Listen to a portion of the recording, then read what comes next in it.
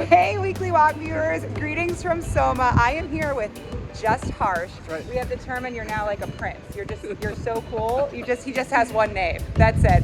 So Harsh, who we've also said is a growth advisor, including for companies at OpenView, but former marketing leader at I feel like all the hot SaaS companies, Atlassian, Slack, Zendesk, you name it, he's done it.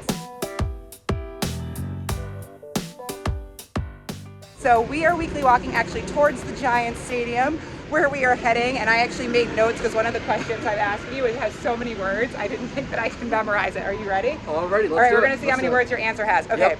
So a PLG company needs to be a firm-wide effort to kind of have PLG built into their DNA, and to do that, you've talked a lot about applying a systems mindset to an org to build a perpetual growth machine. What do you mean?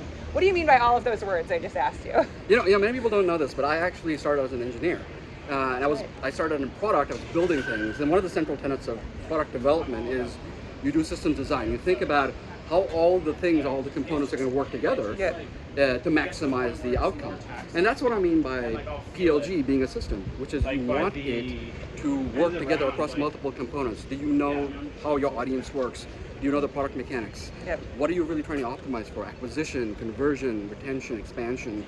So those things need to be thought through properly, like a recipe, like a playbook, before you start building. Otherwise what happens is you end up in a spray and pray. You kind of run around the trees, you never see the forest, you only see the trees, and you get a lot of ad hoc efforts. Yeah, that makes sense. All right. So like I said earlier, you advise for a lot of OpenView companies and now just a lot of companies in general, now that you're a recovering marketing leader, as I call you. What would you say your most frequently asked question is by early stage companies? Yes. Is there one that stands out? There is. Okay. I meet a bunch of founders, a bunch of CEOs every week, and their number one question across the board is, how do I start building my marketing org starting with the CMO? And it is such a big and loaded question, because there are different things you want to look at from 0 to 1, from 1 to 10, and 10 to 100.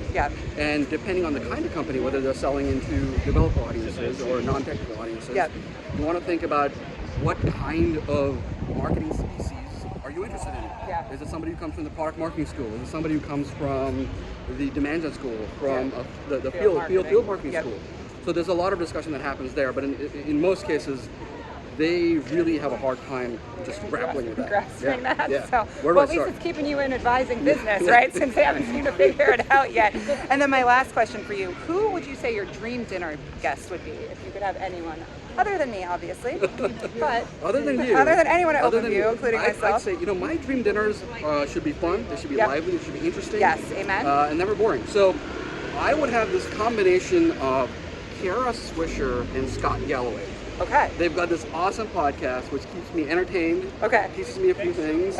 Never boring. That will be a dream dinner that will go into after party mode. So I will definitely have those people. That sounds great. Well, and I think that could be a possibility. So if maybe they'll see this weekly walk. Maybe. And the next thing you know, you'll be at dinner with them, and you can owe it all to the weekly walk. So Harsh, thank you for walking with me. Weekly Walk viewers, we'll see y'all soon. Bye guys.